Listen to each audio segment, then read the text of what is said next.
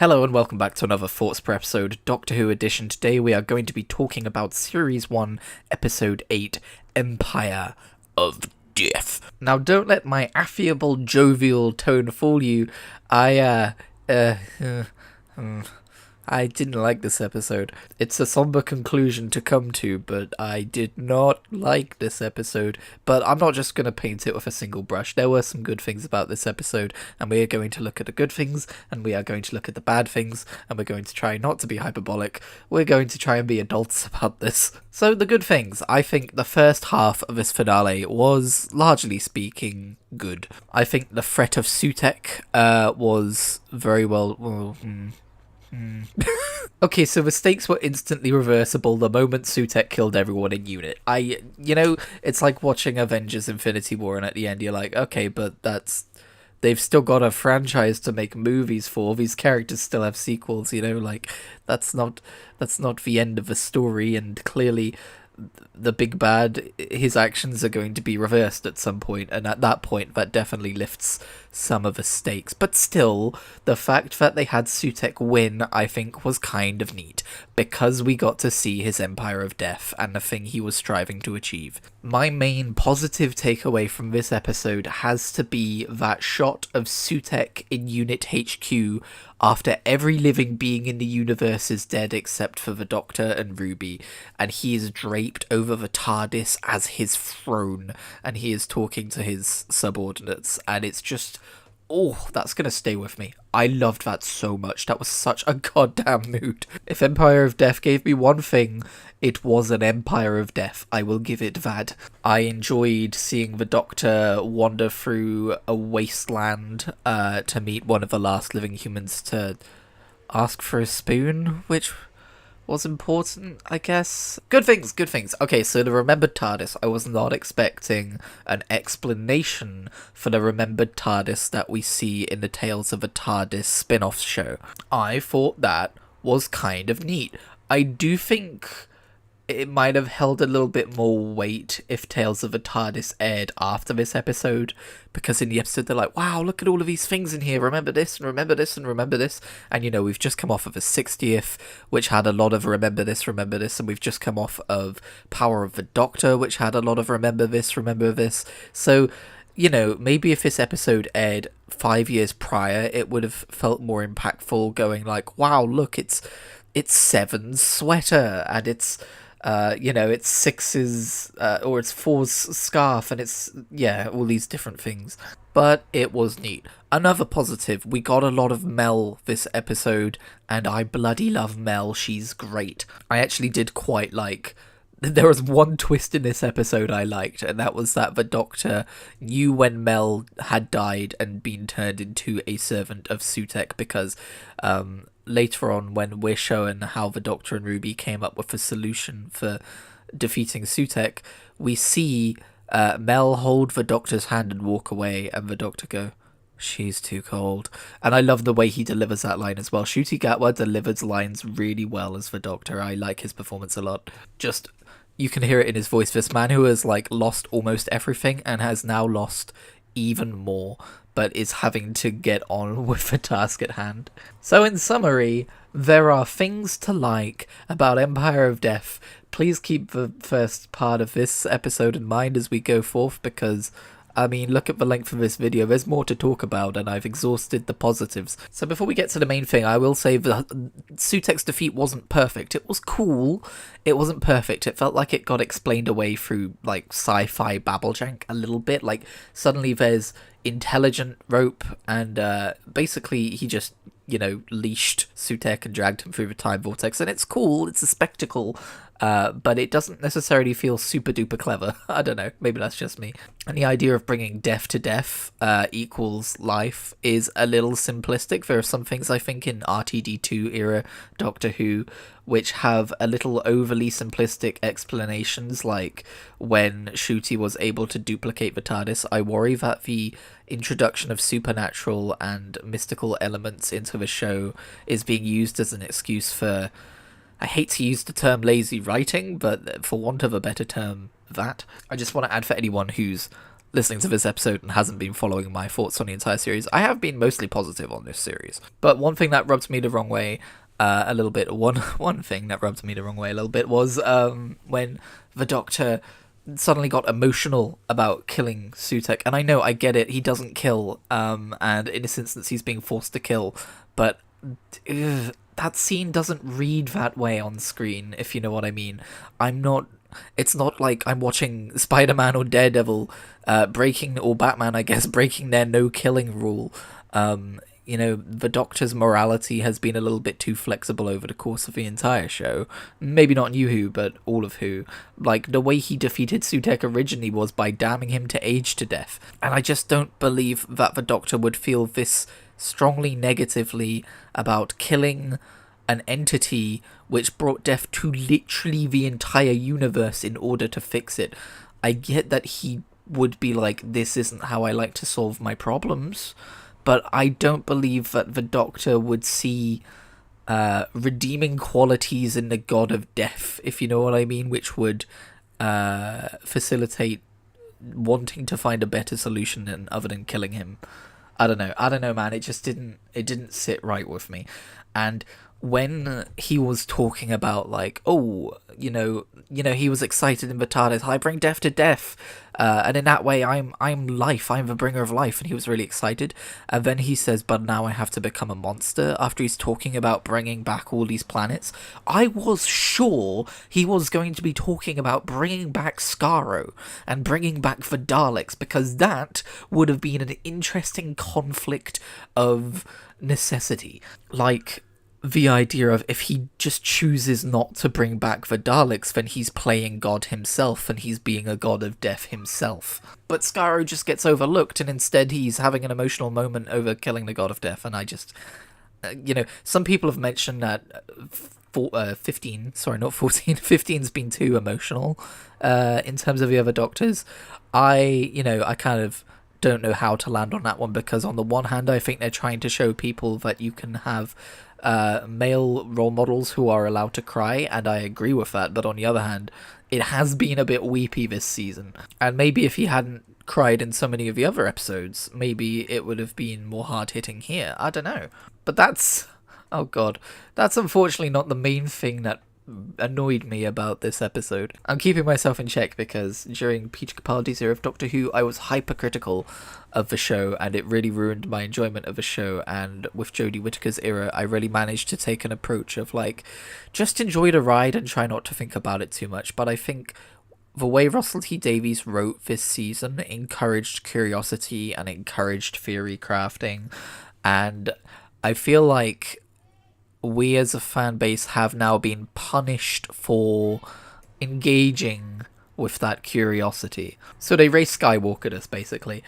What if the big mystery of who Ruby's parents are is that they were just ordinary people? Ooh, and then ordinary people become the most important and powerful people in the universe. We've already explored this in more effective ways. Following on from last episode, I feel like this entire finale was one great big meta-commentary on the act of coming up with theories about mysteries which are unfolding. Except the end message ends up being, things are simpler than you think and you're stupid for guessing at it. Like, is this the name of a Doctor all over again? This is not the first time fans of this show have been strung along with an enticing mystery only to be given a non-answer or a dud answer. And I do now want to quickly add that I get the message that Russell T Davies was aiming for here, and I do think the scene where Ruby actually meets her mother is good and powerful outside of a context of the letdown of what the actual reveal is. At a very confusing few minutes, I was simultaneously going, please tell me this is a red herring. Please tell me this is a fake out. Please tell me we're doing something more interesting than this. And, oh my god, look, Ruby's meeting her mother. Like, I am invested in Ruby as a character and this outcome. And for that reason, I think with foreknowledge, this episode will probably hold up better on a rewatch. But when you encourage curiosity with, like, you know, the way you write Ruby's mother in the time window with the cinematography and the outfit of looking spooky and the score of like spooky music and the pseudo supernatural stuff of her pointing, and it turns out that the answer to what she was pointing at was actually something innocuous that we couldn't even guess at because it was not shown to us until a reveal, is just rude. It's just plain rude. The most ordinary of people can be the most extraordinary. Okay, great, I get it. We did that with Donna Noble, and this has been a consistent theme throughout the show. Why do we feel the need to spend an entire season on it in such a way here? And here's the thing. I still feel like there is so much that doesn't add up, and maybe it was explained away and I didn't notice it in the middle of being like, wait, are we actually doing this? Are we really doing this? But I feel like there are still multiple unanswered questions. Ruby snowing hasn't been answered yet, right? If she's so normal, then what was the warning about of it literally snowing whenever they mentioned her being abandoned at Ruby Road? Like, what was that about? The Doctor mentioned that his memory of that event kept changing. Why would his memory, as in like when he met Ruby's mother that first time at the Church of Ruby Road, why would his memory of that event keep changing if she was just a normal woman? If nothing weird happened there, like I guess you could say, the remembered TARDIS showed up and everything, but that was after he left, so I don't know. And then, why did the God of Death care so much about who Ruby's mother was? Did he just get drawn into Russell T Davies' writing? What? I feel like the main problem of this finale is coupling the mystery of Ruby's parentage with the supernatural, godlike elements of Sutek's return. I feel like this intentional misdirection also ended up being boosted by unintentional misdirection at the same time. But either there's more to Ruby's story, in which case this fails as a season in telling a complete story that's satisfying to watch through, or that really is it.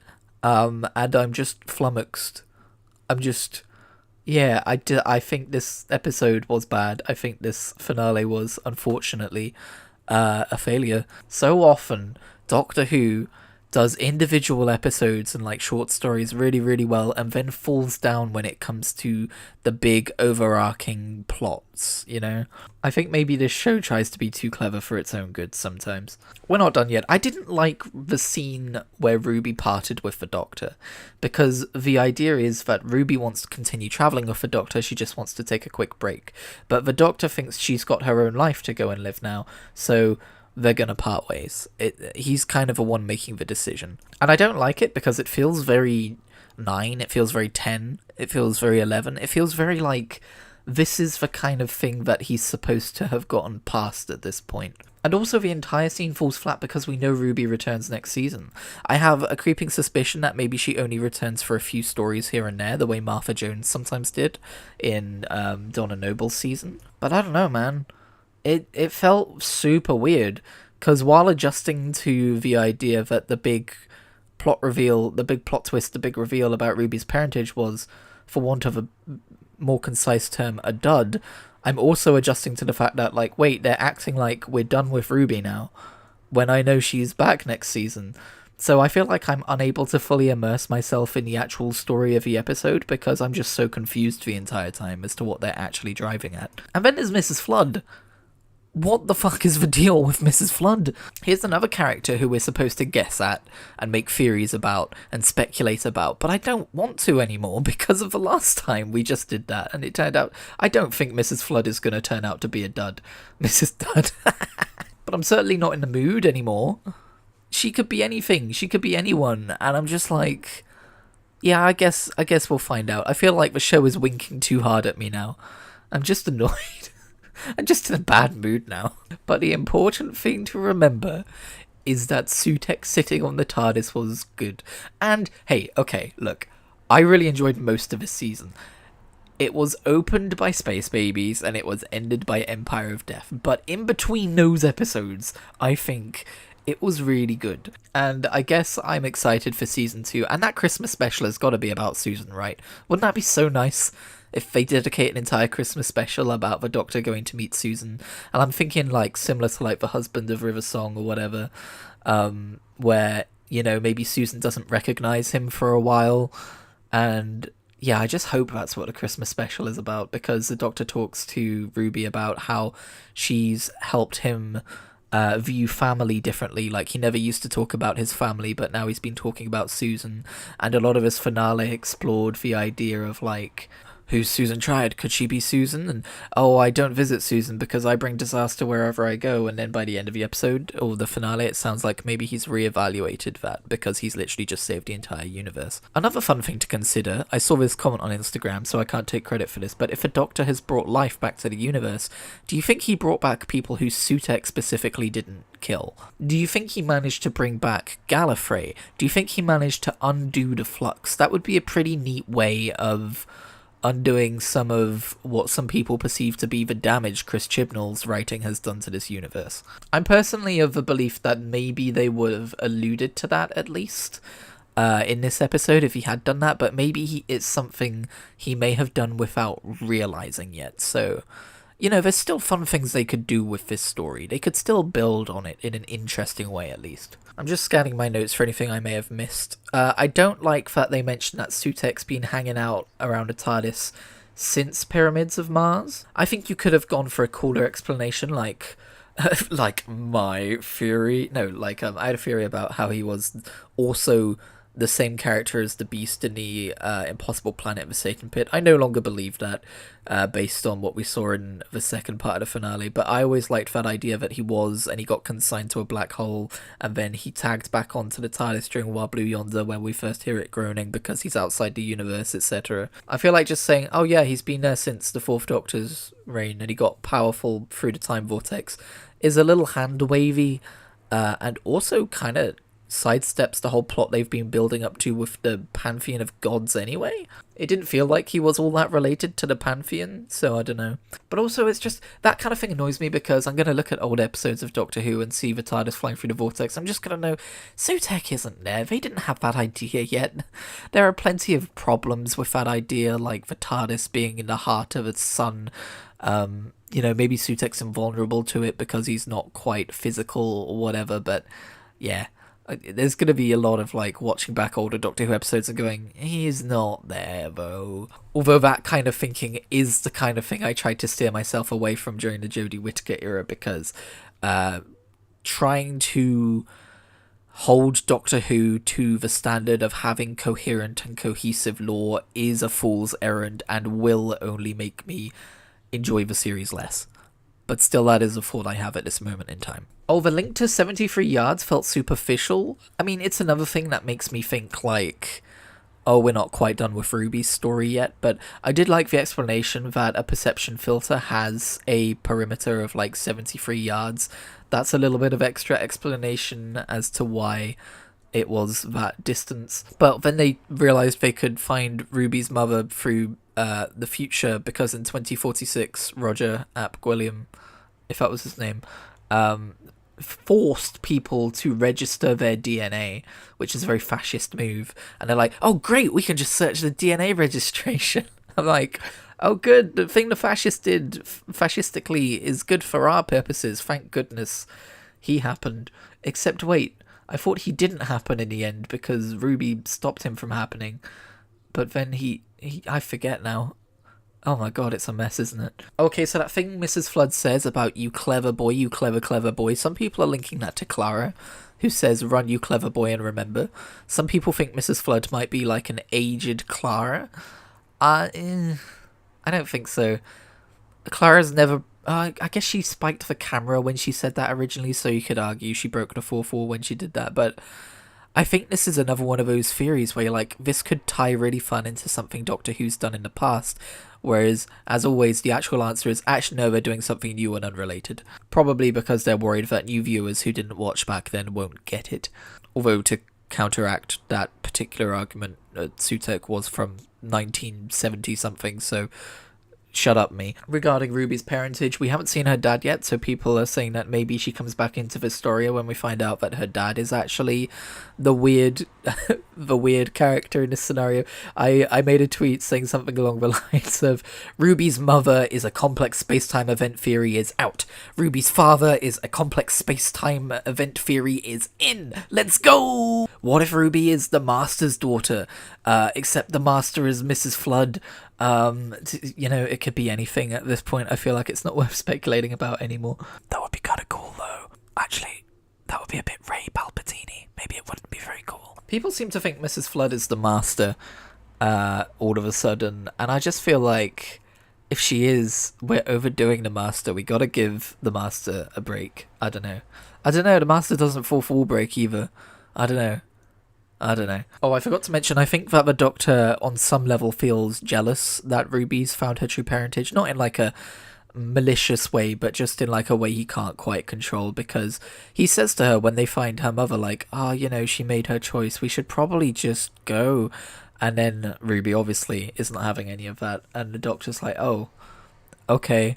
And then when that parting scene does happen, you get the impression from the Doctor that he's very much like, you have what I can never have, and part of me just, has to go and deal with that. Anyway, let's end on this. Some of my dumber theories remain possible. Do you want to hear one of my dumber theories I had an hour before the finale? I promise you it's dumb. I promise you it's really dumb, and I kind of love it because of how dumb it is. The Doctor is the god of disaster. He is Incensor. The Doctor's true name is Incensor. Okay, so I came up with this when I was rewatching The Legend of Ruby Sunday, right? So the Doctor mentions to Kate that he hasn't revisited Susan because he brings disaster wherever he goes. And also in this episode, the god of disaster is mentioned and named as Incensor. Is this the true name of the Doctor? Don't worry, I have 2 more bullet points. Next up, the Doctor mentions to Kate that his first incarnation was enigmatic, and he's still trying to shake that off. When he first... Yes, I'm reading this from a post I made. When he meets Susan Triad, she asks, Doctor Who? And when he distractedly just says, just the Doctor, she says, ooh, enigmatic. Could this foreshadow the Doctor finally revealing his true name? It being Incensor? And finally, the nail in the coffin to my absolutely solid theory. Both he and the pantheon of gods come from outside the universe, as we saw in the Timeless Children arc, which brings it all together, as all the best theories do. So I don't necessarily believe this theory. I just thought it was kind of fun. But someone mentioned that they think the Doctor will turn out to be a god, but it's going to be something more like the god of balance or the god of redemption. But because, the god of disaster doesn't fit the Doctor, he goes around saving people, right? Thanks, Bike, in the background. You really added some flavour to this video. But I think it would be neat, and not probable, if that was like his nature, if the reveal was that his nature was to be the god of disaster, and the reason he keeps landing in places where disaster is occurring is because maybe he doesn't necessarily bring it, but as a god of disaster, he has a natural affinity for those places. And it's not actually the TARDIS taking him to where he's needed, it's, himself landing where disaster happens. But his character arc from that point on would be realizing that he actually contradicts his true nature, he fights against it, and therefore in being the god of disaster he's also the god of preventing disaster or something like that. I don't know, maybe maybe that's not good. Like I said, it's just a dumb fun idea. And someone mentioned, oh, how's that theory coming along after watching Empire of Death? I don't think I saw anything in Empire of Death which contradicts that theory. That being said, the Toymaker or Maestro or Sutek, none of them recognized him, and they're all meant to be part of the same pantheon and know who each other are, so that immediately sinks to theory. But it's a fun idea, right? Right? Russell, hear me out. Russell, next time people are going to be mad at my season finale. How about that? Anyway, thank you for joining me. Sorry if this came across as overly negative, but I'm seeing a lot of my sentiments echoed across the Who-niverse. That being said, I'm still excited for Season 2 and any potential spin-off shows which may or may not be about to be announced, depending on who you want to listen to. I would like a unit show starring Gemma Redgrave, please. I would like an 8th Doctor's Adventures spin-off, potentially adapting some Big Finish stories, or just in the future bring him back as like the 16th Doctor or something, I don't know. Give Paul McGann work. Anyway, I'm going to leave it there. I'm going to stop babbling. I'm going to get on with my day. Remember, it wasn't a great season finale, but that doesn't mean it's not a great show. I will see you in whatever I make next.